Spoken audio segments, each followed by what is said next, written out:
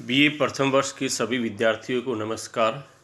आज की कक्षा में हम अपक्षय के प्रकारों के बारे में विस्तृत चर्चा करेंगे। पूर्व की कक्षा में हमने अपक्षय क्या होता है, अपर्दन क्या होता है, अनाच्छादन की प्रक्रिया किसे कहते हैं, वह अपक्षय को प्रभावित करने वाले कारक कौन कौन से हैं आदि के बारे में हमने चर्चा की।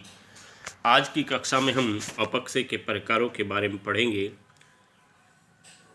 विघटन व वियोजन की प्रक्रिया में भाग लेने वाले कारकों के आधार पर अपक्षय को निम्न प्रकारों में या विभिन्न भागों में बांटा जा सकता है, जिनमें भौतिक अपक्षय या आंतरिक अपक्षय, रासायनिक अपक्षय व प्राणीवर्गीय अपक्षय। यानी कि प्रक्रिया में वियोजन व विघटन, विघटन का मतलब अपने स्थान पर चट्टानों का टूटना फूटना, और वियोजन का मतलब रासायनिक प्रक्रिया के द्वारा चट्टानों में जल के साथ घुलने की प्रक्रिया वियोजन कहलाती है। और इन प्रक्रिया में भाग लेने वाले जो कारक हैं, इसके आधार पर हम अपक्षय को 3 प्रकारों में बांट सकते हैं।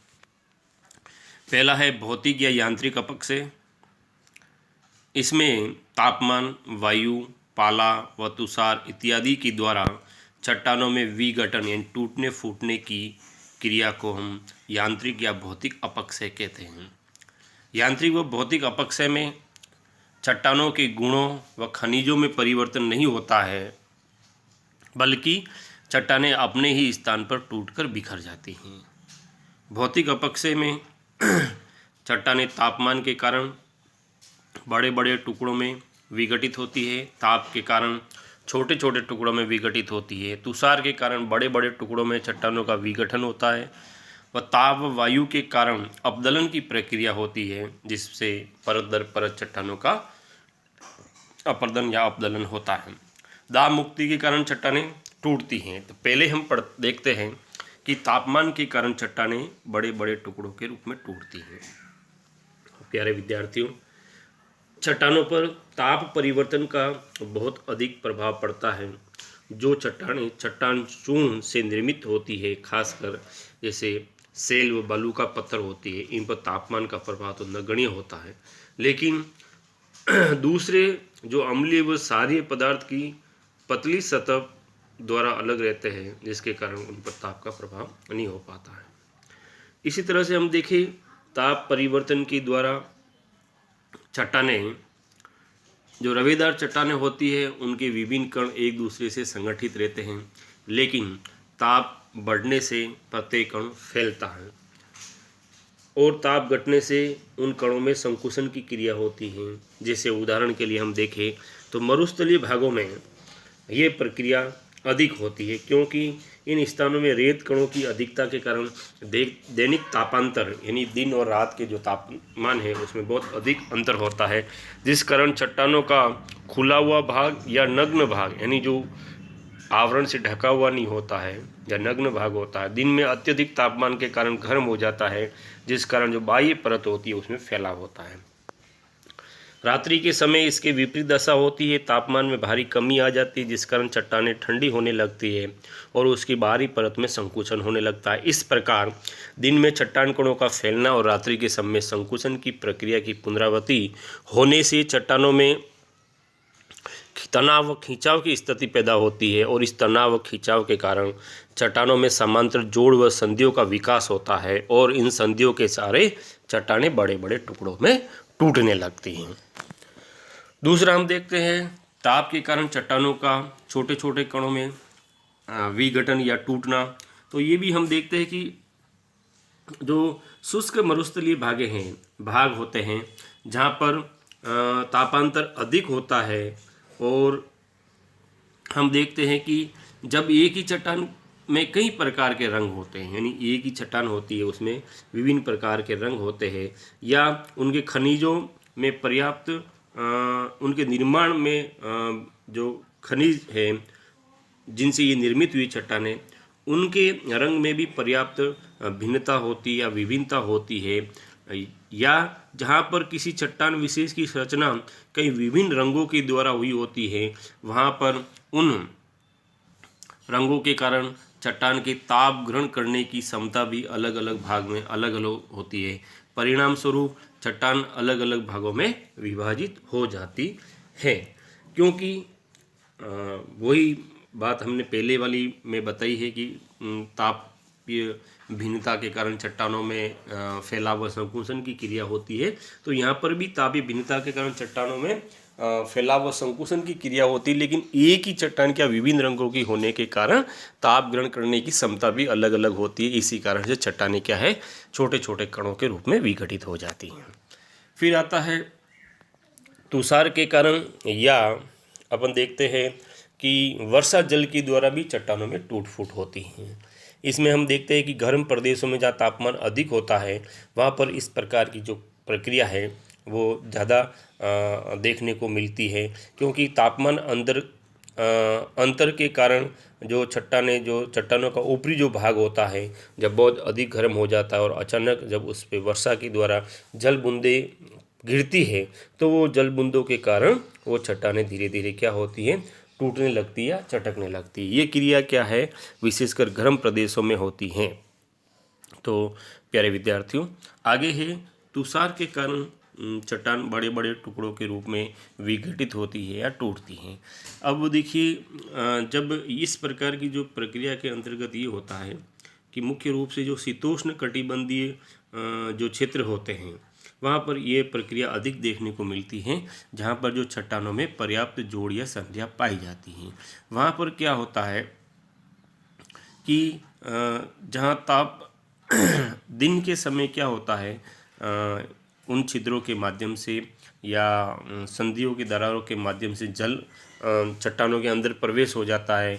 वह रात्रि के समय तापमान तेज़ी से गिरने के कारण या बहुत ज़्यादा गिरने के कारण वो जल है जो बर्फ़ बन जाते हैं या बर्फ़ के रूप में परिवर्तित हो जाता है।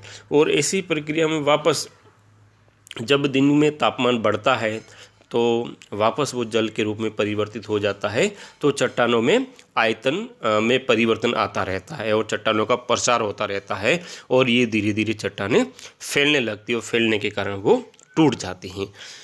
अगला आता है कि इसी तरह से हम देखते हैं कि तुषार के कारण क्या है, उच्च पर्वतीय भागों में गुरुत्व बल के कारण चट्टानों के टुकड़े नीचे खिसकने लगते हैं और उससे भी चट्टानें टूटने लगती हैं। अगला हम देखते हैं कि ताप वायु के द्वारा अपदलन की प्रक्रिया, यानी ये प्रक्रिया जो विशेषकर रेगिस्तानी या अर्ध रेगिस्तानी मरुस्थलीय क्षेत्रों में होती है और इस पर ताप वायु का सम्मिलित जो प्रभाव है या सम्मिलित कार्य है वो करता है। इसमें चट्टानों की परतें जो होती है सकेंद्रीय परत अथवा क्षैतिज परतों में विलगाव होता है। विलगाव का मतलब अलगाव होता है या परत है जो अलग होती है, इसे अपदलन या परतों का उखड़ना कहते हैं। और ये जो प्रक्रिया होती है विशेषकर जो रवेदार चट्टानें होती है वहाँ पर ये क्रिया अधिक देखने को मिलती है। यानी दिन के समय चट्टान गर्म होती है तो उसकी ऊपरी जो परत है फैलती है तथा निचली परत पर उस तापमान का कोई प्रभाव नहीं दिखता है, जिसके कारण धीरे धीरे ये प्रक्रिया कई वर्षों तक चलती रहती है और बार बार होने से ऊपरी परत क्या हो जाती है, ढीली पड़ जाती है। और जैसे ढीली पड़ती है तो वायु की जो तीव्र झोंके आते हैं तो उन परतों को उखाड़ कर अपने साथ बहा कर ले जाते हैं और चट्टान का परत दर परत अपरदन होते रहता है और चट्टान धीरे धीरे समाप्त हो जाती है। इसे प्याज अपक्षय या ओनियन वेदरिंग के नाम से हम जान सकते हैं। इसी तरह से दाब मुक्ति के द्वारा चट्टान का टूटना होता है।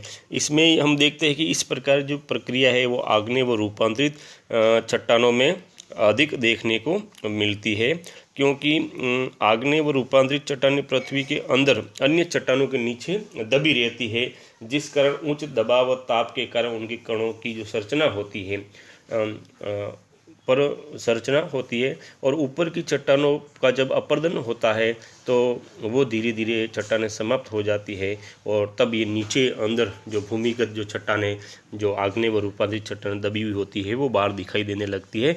फलस्वरूप इन चट्टानों पर ऊपरी दाब हट जाता है और चट्टानों में दरारें पड़ जाती हैं और उनमें विघटन प्रारंभ होता है। और इस तरह से जो चट्टानों का जो विघटन होता है उसे हम शीत डिवाइडेशन या चादरी विभाजन भी कहते हैं।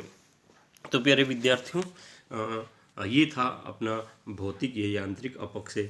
किस कारण से, तापमान के कारण चट्टानें बड़े कणों में या छोटे कणों में, या ताप व वायु के प्रभाव के कारण चट्टानों का परत दर परत विघटन होता है, या दाब मुक्ति के द्वारा चट्टानों का टूटना होता है। दूसरा आता है रासायनिक अपक्षय। तो ये एक अपक्षय है जिसमें चट्टानें वास्तव में विभिन्न प्रकार, अपन देखते हैं कि चट्टानें क्या होता है, खनिजों का मिश्रण होती है, या विभिन्न प्रकार के खनिजों के जमाव से बनी होती है, तथा प्रत्येक खनिज की अलग अलग अपनी रासायनिक विशेषता होती है। जब कार्बन डाइऑक्साइड व ऑक्सीजन यानी CO2 व O2 जल से मिलकर रासायनिक क्रिया करती है, तो इन चट्टानों की जो रासायनिक संरचना है उसमें परिवर्तन हो जाता है और वो चट्टानें धीरे धीरे विघटित होकर टूटने लगती है या वियोजित होने लगती है। तो इसमें हम देखते हैं सबसे पहली जो क्रिया होती है वो ऑक्सीकरण या ऑक्सीजनीकरण की होती है, कि जब जल व वायु में मिली हुई ऑक्सीजन चट्टानों के खनिजों से क्रिया करती है तो उससे ऑक्साइड बनाती है, और यह क्रिया ऑक्सीकरण कहलाती है।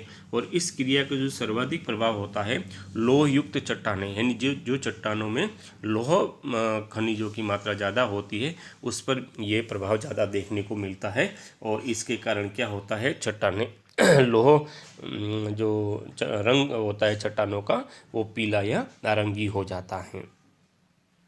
इसी तरह इस प्रकार की जो प्रक्रिया है वो उष्णाद्रहन, उष्ण व आर्द्र कटिबंधीय क्षेत्रों में अधिक देखने को मिलती हैं। दूसरी हम बात करें कार्बोनेशन या कार्बोनेटीकरण की। जब कार्बन डाइऑक्साइड गैस का मिश्रण जल से होता है तो कई प्रकार के कार्बोनेट बनते हैं और जो कि जल में घुलनशील होते हैं। अब हम देखते हैं कि इन कार्बोनेट के कारण क्या होता है कि जो चूना निर्मित जो पत्थर है या लाइमस्टोन है वो सीधे जल में नहीं घुलते, परंतु जैसे ही CO2 की क्रिया जल के साथ होती है तो वो कैल्शियम कार्बोनेट बनाती है और अपने जो चूना पत्थर व लाइमस्टोन वो आसानी से जल में घुल जाते हैं। इस तरह के जो उदाहरण हैं हम जो यूगोस्लाविया के जो कोस्ट प्रदेश है उन क्षेत्रों में देखने को मिलते हैं। अगली जो आता है सिलिका पृथक्कीकरण या डिसिलिकेशन। तो ये मुख्यतः इसमें सिलिका पृथक्कीकरण की क्रिया करती है। जब अनेक प्रकार की जो चट्टानें हैं उनमें जो सिलिका की मात्रा अधिक होती है और जब जल के द्वारा जब ये चट्टानें जल के संपर्क में आती है तो रासायनिक विधि के द्वारा जो सिलिका जो युक्त चट्टानें हैं उनसे जो सिलिका अलग हो जाती है, तो ये प्रकार की यानी कि सिलिका पृथक्कीकरण की क्रिया कहलाती है। यानी सिलिका का चट्टानों से अलग होना ही सिलिका पृथक्कीकरण कहलाता है। और आग्नेय चट्टानों विशेषकर ग्रेनाइट में ये सिलिका की मात्रा अधिक होती है और उसमें ये अपने को देखने को मिलता है। अगला आता है अपन जल योजन या हाइड्रेशन कहते हैं। जब चट्टानों का संपर्क जल से होता है तो जल की हाइड्रोजन से चट्टानों के खनिजों में हाइड्रेशन की क्रिया होती है, अर्थात जब चट्टानें जल सोख लेती है तो उनके आयतन में वृद्धि होती है और कभी कभी जो उनका आयतन है जो प्रारंभिक आयतन से 2 गुना हो जाते हैं, दो गुना हो जाता है, जिससे जो चट्टानें के कण हैं उनमें या खनिजों में तनाव की स्थिति पैदा होती है और चट्टानें फैलकर टूटने लगती है और आग्नेय चट्टानों पर हाइड्रेशन की क्रिया का अधिक प्रभाव पड़ता है। इस तरह से हमने ये देखा कि रासायनिक अपक्षय में ऑक्सीकरण, कार्बोनेटीकरण या सिलिका पृथक्करण और हाइड्रेशन की क्रिया क्या होती है। अगला हम देखते हैं कि जो प्राणी वर्गीय जो अपक्षय होता है, प्राणी वर्गीय जो अपक्षय के अंतर्गत मुख्यतः जीव जंतु है, जैविक अपन कह सकते हैं वनस्पतिक अपक्षय है या मानव द्वारा, यानी वनस्पति जीव जंतु वो मानव के द्वारा भी अपक्षय होता है। जैसे हम देखते हैं कि मानव के द्वारा पहाड़ तोड़ना होता है, खाने खोदना होता है, वनों को काटना होता है, इत्यादि के द्वारा भी चट्टानों का वियोजन हमें देखने को मिलता है, विघटन व वियोजन देखने को मिलता है। इसी तरह से क्या होता है कि कई तरह के जो जीव जंतु होते हैं वो मिट्टी में या चट्टानों की जड़ों में बिल बनाकर रहते हैं और इनके कारण भी चट्टानें क्या हो जाती है, ढीली हो जाती है या कमज़ोर हो जाती है और उनका आसानी से विघटन होने लगता है। इसी तरह से हम देखते हैं कि वनस्पतियों के द्वारा भी अपक्षय होता है। जैसे वनस्पति की जो वृक्षों की जो जड़ें होती है वो चट्टानों के अंदर प्रवेश करती है, जिससे चट्टानों की दरार ढीली पड़ जाती है और या जड़ों के फैलाव के दौरान चट्टानें फैलने लगती है और उनमें तनाव होने से विघटन होने लगता है। तो इस प्रकार आज की कक्षा में हमने अपक्षय के जो प्रकार है, भौतिक अपक्षय, रासायनिक अपक्षय और प्राणी वर्गीय अपक्षय के बारे में पढ़ा कि किस तरीके से अपक्षय के जो कारक होते हैं, भाग लेने वाले जो कारक होते हैं, उनका किस तरह से प्रभाव पड़ता है। तो प्यारे विद्यार्थियों, अधिक से अधिक वीडियो को देखें। धन्यवाद।